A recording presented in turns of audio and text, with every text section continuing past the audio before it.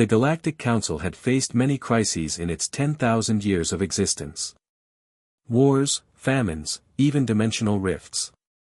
But nothing had prepared them for this. Ambassador Velix of the Curati stood before the emergency assembly, his 3 eyes dimmed with exhaustion.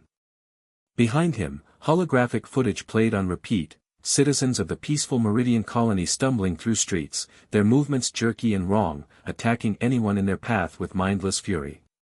The infected do not respond to reason, Velix explained, his translator device struggling to convey his species' distress harmonics. They feel no pain. They do not tire. Medical facilities are overwhelmed. Our security forces, they hesitate. These are our neighbors, our families. Council member Thress, a floating crystalline being, pulsed with confusion. This makes no biological sense. The dead cannot move. Cellular function ceases at. They're not dead, interrupted Velix sharply. Not entirely. The pathogen rewrites neural pathways, shutting down higher consciousness while maintaining basic motor function and an overwhelming drive to spread through bites and fluid contact. We've quarantined 3 cities, but the infection spreads faster than our containment protocols.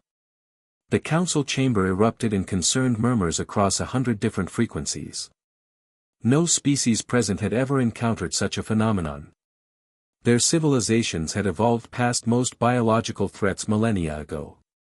Have you attempted standard viral countermeasures? Asked someone. Everything. Nothing works fast enough. The transformation takes mere hours. Velix's voice cracked. Counselors, we are a people of peace. We have no experience with what needs to be done. Our security personnel are trained for crowd control, not for stopping what appears to be their own people. Psychological trauma among our forces is reaching critical levels. A long silence fell over the assembly. Finally, Counselor Dramath of the Vex spoke, his reptilian features unreadable. There is one species in the galaxy with extensive experience in this specific scenario. No, someone objected immediately. The humans are barely out of their home system. They're primitives. Primitives who have somehow survived dozens of extinction-level events on their death world, Dramath countered. Primitives whose entertainment media is filled with detailed scenarios of exactly this type of outbreak. Primitives who, according to our anthropological surveys, have devoted considerable cultural energy to preparing for this specific crisis. Velix felt something he hadn't expected, hope. They've studied this? He asked. Obsessively, confirmed Dramath. They call them zombies. They've written thousands of survival guides, created countless simulations, and apparently have extensive contingency plans. Their military forces have even conducted training exercises for such scenarios. The council looked at each other uncertainly. Calling on humanity, the newest, strangest, most unpredictable species in the galaxy, seemed desperate. But desperation was exactly what they felt. Send the message, Velix decided. Ask Earth for help. Captain Jake Morrison was halfway through his morning coffee when the priority alert flashed across his datapad. The coffee stopped halfway to his lips. You've got to be kidding me, he muttered. Lieutenant Amy Rodriguez looked up from her station on the USS Valiant, Earth's 3rd deep space vessel. Sir. The Galactic Council is requesting immediate military assistance. Morrison scrolled through the message, his eyebrows climbing higher with each line. There's a viral outbreak on one of their colonies. Infected individuals exhibiting aggressive behavior, spread through fluid contact, impervious to pain. Sounds like a standard quarantine situation. Why do they need us? Morrison looked up, and Rodriguez was startled to see something unexpected in his expression, a grin. Lieutenant, they're describing zombies. The aliens have a zombie outbreak, and they don't know how to handle it. The bridge went silent. Then Rodriguez started laughing.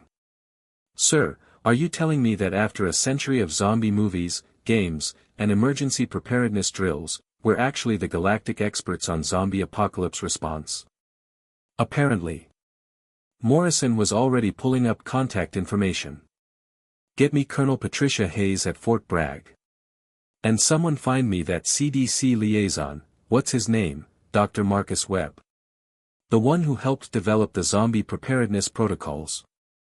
Sir, those were public relations campaigns, Rodriguez said uncertainly. They weren't supposed to be serious. Tell that to the Curati. Morrison forwarded the council's footage to the main screen. The bridge crew watched in fascinated horror as alien figures stumbled through unfamiliar streets, their movements disturbingly familiar from countless horror films. Holy shit, breathed Ensign Park from communications. That's actually happening. Within an hour, Morrison was on a conference call with Earth's top military leadership and scientific advisors. Dr. Webb appeared on screen, his gray hair disheveled. Let me get this straight, Webb said slowly. The Galactic Council, who view us as primitive newcomers, are asking for our help with a zombie outbreak. That's affirmative, Doctor. Webb was quiet for a moment. Then he started pulling up files. Okay. First question, what's the transmission vector? Bites, fluids, airborne. Contact with bodily fluids, primarily through bites. Incubation period. 2 to 4 hours. Webb nodded, making notes. Fast acting. That's bad. Reanimation of deceased or infection of living? Infection of living. They maintain basic autonomic functions but lose higher consciousness. So we're looking at a rabies-like mechanism, not actual reanimation. That's actually better, means standard biological countermeasures might work. Webb looked up. Captain, I need full medical data on Curati physiology. We'll need to adapt our protocols. General Victoria Ramos joined the call, her expression businesslike. Dr. Webb, what kind of response team are we looking at? Military for containment and security, medical for research and treatment, logistical for supply chain. And Webb hesitated. I hate to say this, but we need people with actual combat experience who won't freeze when facing infected that look like civilians. Veterans, Morrison said quietly. Yes. This is going to be psychologically brutal. The Curati are paralyzed because they're being asked to use lethal force against their own people. We need personnel who can make hard calls. General Ramos nodded grimly. I'll assemble a task force. Captain Morrison, how fast can the Valiant reach Meridian Colony? With Council-provided jump coordinates? 36 hours. Then you leave in 6. We'll have your team ready. The Valiant dropped out of hyperspace above Meridian Colony, and the bridge crew got their first real look at an alien world in crisis. Jesus, whispered Rodriguez. 3 cities were visible from orbit, and even from space they could see the chaos. Fires burned unchecked in several districts. Traffic patterns were frozen in gridlock. The organized lights of a functioning civilization had given way to darkness in some areas and desperate, scattered illumination in others. Receiving communication from Planetary Authority, Park announced. Ambassador Velix appeared on screen, and Morrison had to suppress his reaction. The alien's 3 eyes were bloodshot, his blue skin had faded to an unhealthy pale shade, and his tentacle-like appendages trembled with exhaustion. Captain Morrison, Velix said, relief evident even through the translator. Thank the stars. The situation deteriorates by the hour. We're here to help, Ambassador. We're deploying teams immediately. What's your current status? Quarantine zones hold in cities 1 and 3, but barely. City 2 has been overrun. We evacuated what civilians we could, but thousands remain trapped. Our security forces are. Velix paused, struggling. Many have refused orders. They cannot bring themselves to terminate infected individuals, even knowing those people are beyond help. Dr. Webb leaned into the video pickup. Ambassador, I'm Dr. Marcus Webb, CDC. I need access to your medical data immediately. Blood samples, neural scans, anything you have on the pathogen. Transmitting now. Doctor, please tell me you can cure this. Webb's expression was sympathetic but honest. I don't know yet. But we can stop it from spreading, and we can protect your remaining population. That's a start. Morrison stood. Lieutenant Rodriguez, you have the bridge. I'm leading the ground team personally. Sir. That's an order. Ambassador Felix, we're sending down tactical teams to reinforce your quarantine zones and a medical team to work with your scientists. But I need you to understand, my people will do what's necessary. That includes lethal force against the infected. Felix's eyes closed in pain. I understand. Captain, many of the infected are children. The bridge went very quiet. Morrison's jaw tightened. I understand, Ambassador. My people are prepared. He hoped that was true. 30 minutes later, Morrison led 40 soldiers down to the planet's surface. They materialized in a secured landing zone on the outskirts of City 1, where exhausted Curati security personnel stared at them with desperate hope. Sergeant First Class David Park, a Korean-American veteran of 3 peacekeeping missions, surveyed the scene with professional calm. Sir, setting up a perimeter. We should establish a forward operating base here. Agreed. Park, take 2nd Squad and reinforce their barrier at Checkpoint Delta. Weapons free if the infected breach the line. The soldiers moved with practiced efficiency, and Morrison saw the relief in the alien security forces' faces. Just having someone present who moved with confidence seemed to ease the panic.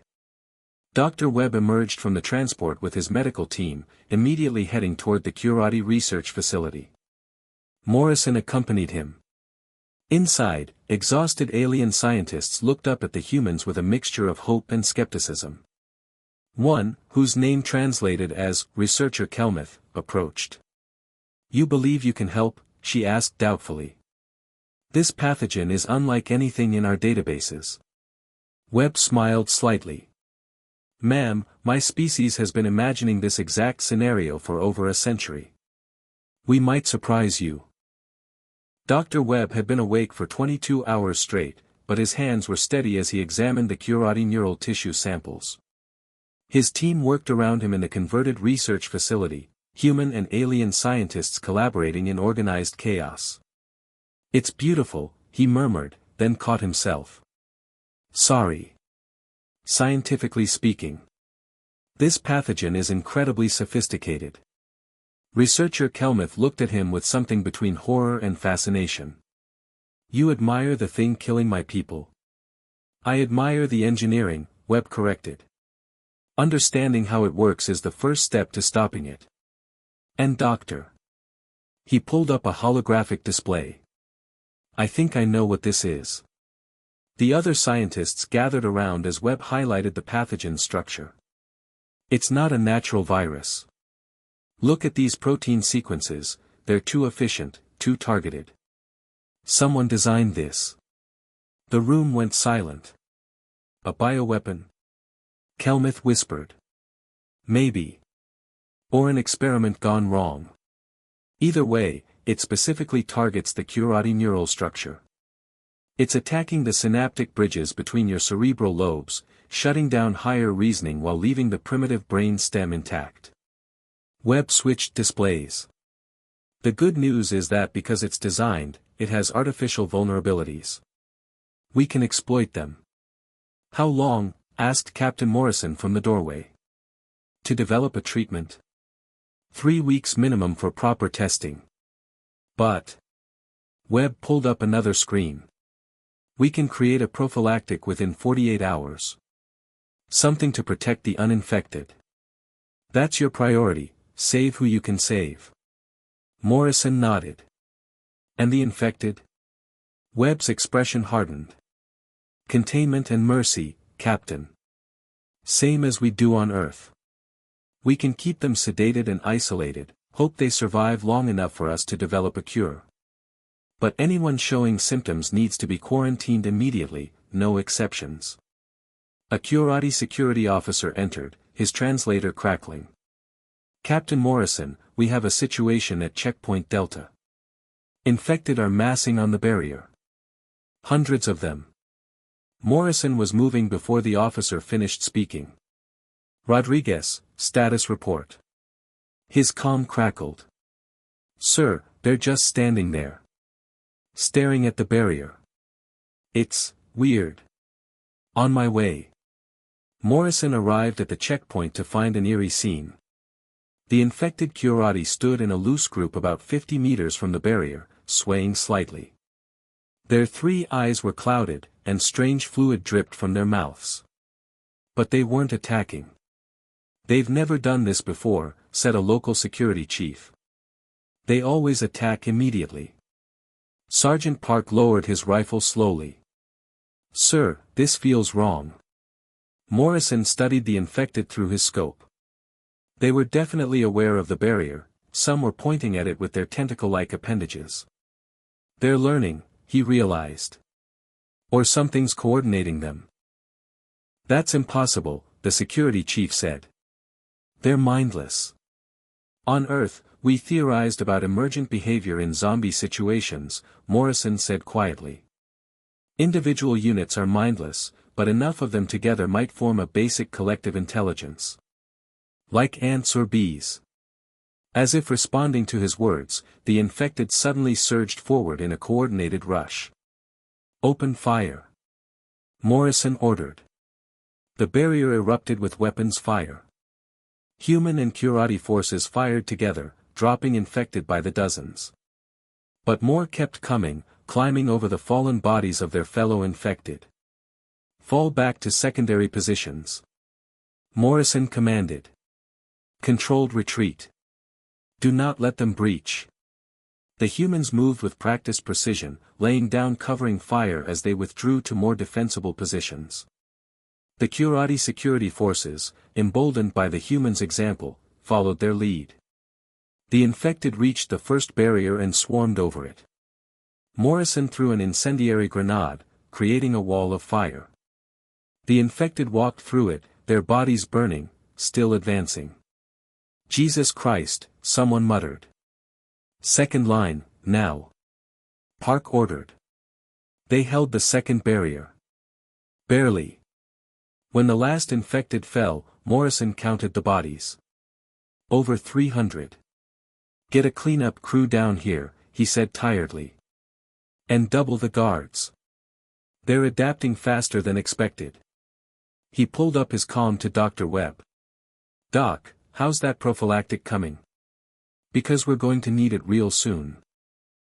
Lieutenant Sarah Mitchell had been a combat medic in 3 conflict zones before joining the Space Force, but nothing had prepared her for this.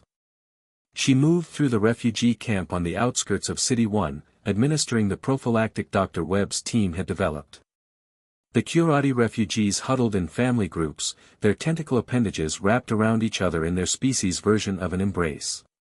Children, at least, Mitchell assumed they were children based on their smaller size, watched her with wide, frightened eyes. "It's okay," she said softly, even knowing the translator would flatten her tone. "This will protect you. Just a small injection." An elderly Curati male extended his appendage hesitantly.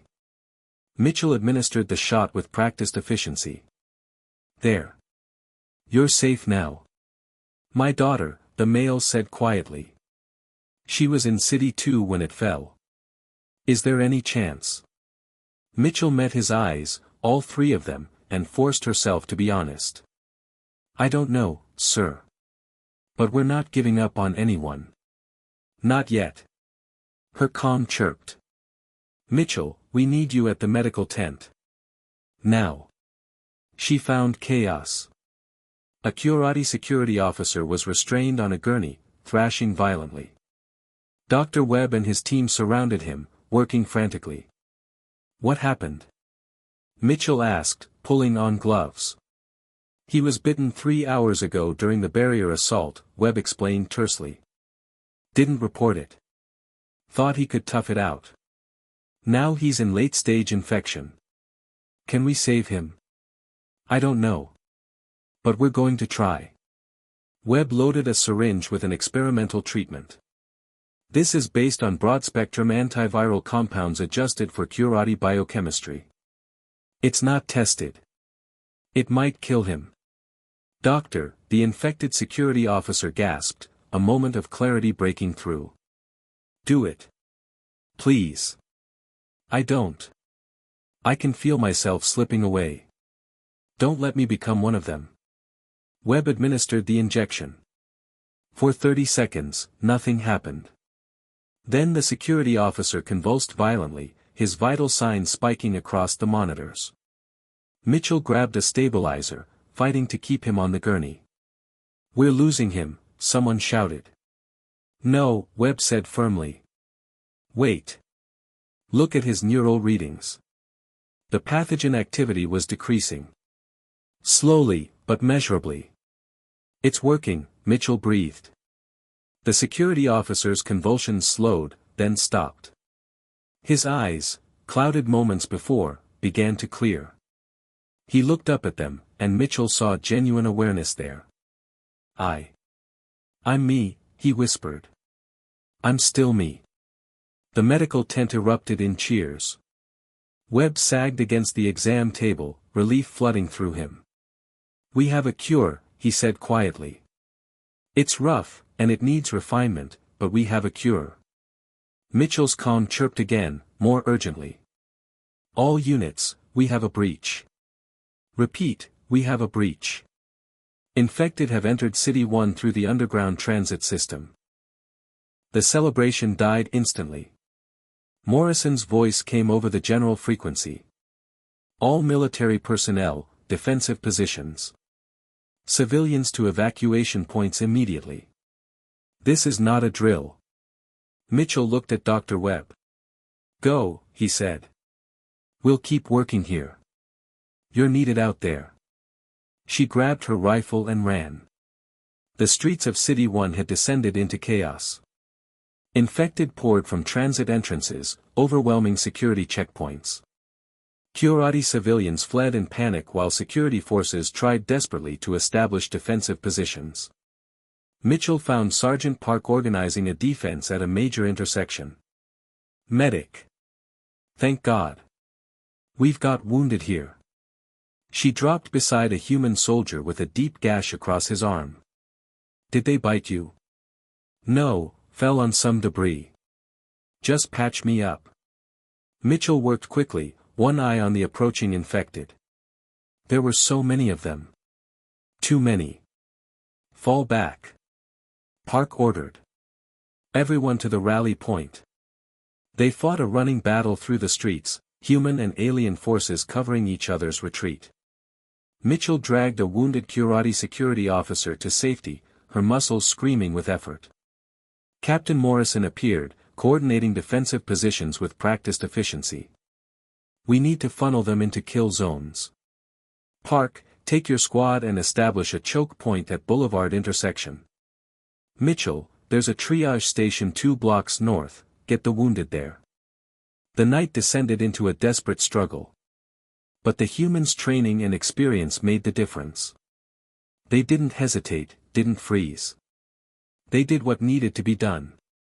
As dawn broke, the last infected was eliminated. The breach was contained. But the cost had been high. Too high. Ambassador Velix stood before the holographic display showing City 2, the fallen city. 1 million souls had lived there once. Now it was a tomb, streets filled with infected who had consumed or converted nearly everyone. We have to retake it, he said quietly. Captain Morrison stood beside him, exhausted but resolute. Ambassador, with respect, that's not feasible. Not with our current resources. Those are my people in there. Some of them might still be alive, hiding, waiting for rescue. And I hope they are. But sending forces into that. Morrison gestured at the display showing thousands of infected packed into the urban landscape. That's not a rescue mission. That's suicide. Dr. Webb entered the command center, data pad in hand. His team had been working non-stop for 6 days. Captain, Ambassador, I have an update. The cure works. We've successfully treated 47 infected individuals with a 91% survival rate. Felix's eyes brightened with hope. Then we can save them. The infected in City 2. No, Webb said gently but firmly. Ambassador, the treatment requires immediate intensive medical care. Intravenous administration, constant monitoring, stabilization drugs. We can treat individuals. We cannot treat thousands simultaneously while fighting through a hostile urban environment. So what are you suggesting? Felix demanded. That we simply abandon them? Morrison and Webb exchanged a look. Finally, Webb spoke. Ambassador, I'm suggesting we deploy Compound R7. It's an airborne agent that will kill them, Felix finished. You want to gas my city. R7 is a neurotoxin specifically designed to target the pathogen structure, Webb explained. It will shut down the infected quickly, humanely. For those already infected, it's mercy. And it prevents the spread. Felix's tentacles coiled tight against his body, a sign of extreme distress. There might be survivors. Children hiding in basements. Families barricaded in their homes. And you want to kill them all. I want to save everyone we can, Webb said quietly. But we have to be realistic. Every day that city remains infested, the pathogen evolves. It's already showing signs of adaptation. If it mutates to airborne transmission or longer incubation periods, we lose everything. The whole planet could fall. He's right, Morrison added. I've seen this before, not zombies specifically, but tactical situations where you have to make impossible choices. Sometimes you sacrifice ground to save the war. Felix looked between them, anger and anguish warring in his expression. You humans. You find this easy, don't you? These cold calculations. No, Morrison said flatly. It's not easy. It never gets easy. But being able to make hard choices when they need to be made, that's not cruelty, Ambassador. That's responsibility. Felix turned back to the display. Somewhere in that city, people he knew were either dead or infected. Friends. Colleagues. Possibly family. How long? He asked finally. R7 takes approximately 30 minutes to disperse fully, Webb said. Death is quick for the infected. Anyone still uninfected with access to air filtration might survive. Do it, Felix said, and his voice broke on the words. Deploy your weapon. But I want teams ready to sweep the city immediately after. Anyone we can save, we save. Agreed, Morrison said. We'll use drones first to map survivor locations, then send in protected rescue teams. 6 hours later, Morrison watched from the Valiant's bridge as specialized drones dispersed R7 across City 2. The compound was invisible, odorless, and devastatingly effective. Through drone feeds, they watched the infected collapse en masse, the pathogen's hold on their nervous systems severed in seconds. It was eerie and clinical. Thousands dying in moments, falling where they stood. Sweep teams deploying, Rodriguez reported quietly. The teams moved through the city in hazmat suits, scanning for life signs. They found survivors, not many, but some. Families who had barricaded themselves effectively. A school where quick-thinking teachers had sealed children in an airtight safe room. A hospital where medical staff had created a filtered clean zone. 3,000 survivors from a city of 1 million. Felix watched the numbers update on the display, tentacles trembling. Morrison stood beside him in silence. There were no words that could make this better. Thank you, Captain, Felix finally said. For having the strength to make the choice I couldn't. I'm sorry, Ambassador. Truly. I know. Felix straightened, forcing composure. But it's not over. Cities 1 and 3 still fight. And we need to find the source of this pathogen. Morrison nodded. Then let's end this. Together. Dr. Webb stared at the genetic analysis on his screen, his expression grave. Captain Morrison knew that look. It meant bad news. Tell me, Morrison said. The pathogen didn't evolve naturally, and it wasn't an accident. Webb pulled up complex molecular diagrams. Captain, this was released deliberately. The genetic markers include a signature, whoever made this wanted credit. Can you trace it? Already did. The signature matches research conducted at a facility on Meridian's northern continent. A pharmaceutical laboratory owned by a Curati corporation called Nexus Biosolutions. Ambassador Felix, listening on the comm, made a sound of distress. Nexus. They're a respected research institution. They've developed treatments for dozens of diseases. Did they have any experiments involving neural modification? Webb asked. A pause. Yes. They were developing treatments for degenerative brain conditions. The council authorized the research 5 years ago. Morrison and Webb exchanged looks. We need to get to that facility. Now. 4 hours later, a joint human Curati strike team landed at the Nexus facility. It was eerily quiet, most of the complex abandoned. But not empty. Contact, whispered Sergeant Park. Infected, 50 meters ahead. They moved through the facility in tactical formation, eliminating infected as they went. These ones were different, more aggressive, faster. Later generation infections, Webb theorized. They found the main laboratory deep underground. And they found Dr. Thren, a Curati researcher, barricaded in a secure room. Don't shoot. Thren called through the intercom. I'm not infected. Please, I've been trapped here for weeks. Morrison kept his weapon trained on the door. How do we know you're not infected? I'm behind barrier-sealed security glass, Thren replied. I can submit to whatever tests you require. Please, I have information about the outbreak. Dr. Webb scanned him through the glass. He's clean. No pathogen markers. They breached the door carefully. Thren stumbled out, emaciated and terrified. Thank the stars.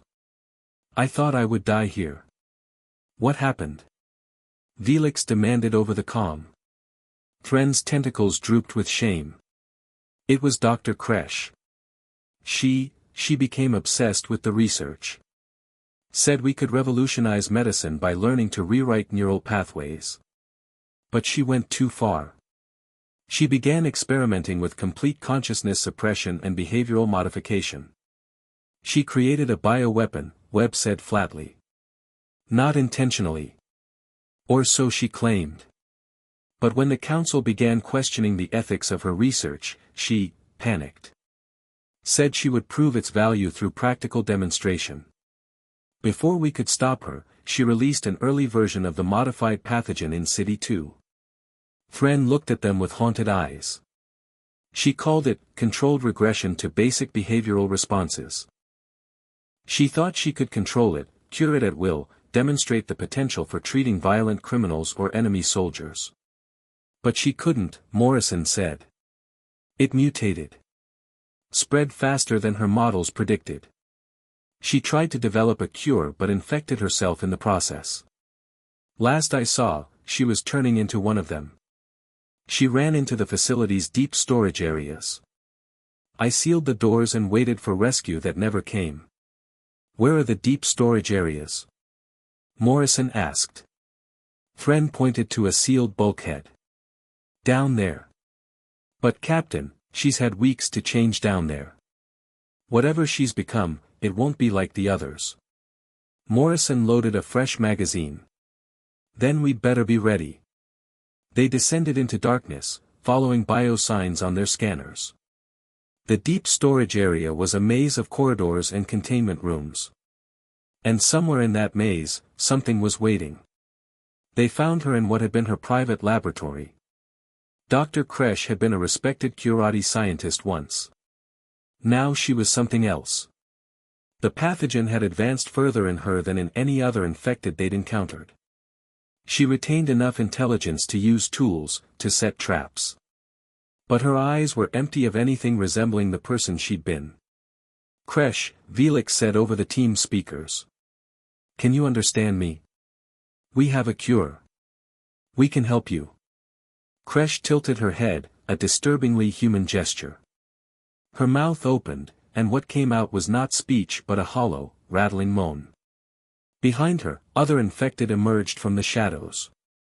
Dozens of them. All showing advanced mutations. "Back up now," Morrison ordered, firing as they retreated. The fight was brutal. These infected were faster, stronger, more coordinated than the others. They used tactics, flanking maneuvers, ambush positions. But the human soldiers had fought worse odds before. Sergeant Park threw a thermite grenade, cutting off a flanking group. Lieutenant Mitchell provided covering fire while Webb got Thren to safety. Morrison held the center line, his rifle speaking in controlled bursts. Kresh fell last, taken down by concentrated fire. As she collapsed, something like recognition flickered in her eyes. One tentacle reached toward them, almost pleading. Then she was still. "It's done," Morrison said quietly.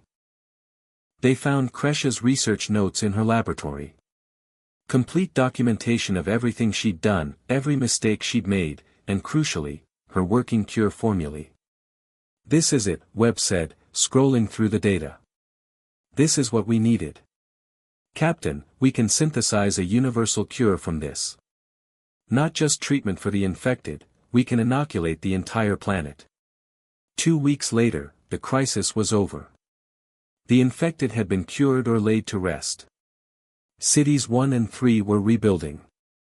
City 2 stood empty, a memorial to those lost. Captain Morrison stood with Ambassador Velix at the memorial site. Thousands of names were carved into the wall behind them. "Your people saved us," Velix said quietly. "When we were paralyzed by our own compassion, your ability to make hard choices preserved our species." "You're not weak for hesitating," Morrison replied. "You're civilized. Don't lose that. But we learned from you. Sometimes civilization requires hard choices." Morrison smiled slightly. "And we learned from you. That compassion in the face of horror isn't weakness, it's what's worth fighting for." The Galactic Council formally thanked humanity the following month, offering Earth full membership and access to advanced technologies. But Morrison knew the real reward wasn't political. It was in the message he received from Velix: "The survivors of City 2 have asked me to thank you. 3,000 lives that wouldn't exist without your help. My daughter was among them. For that, Captain Morrison, my people will be forever grateful." Morrison kept that message. Framed it. Because sometimes, the hardest choices led to the outcomes most worth achieving. And if the galaxy ever faced zombies again, at least now they knew who to call. The end.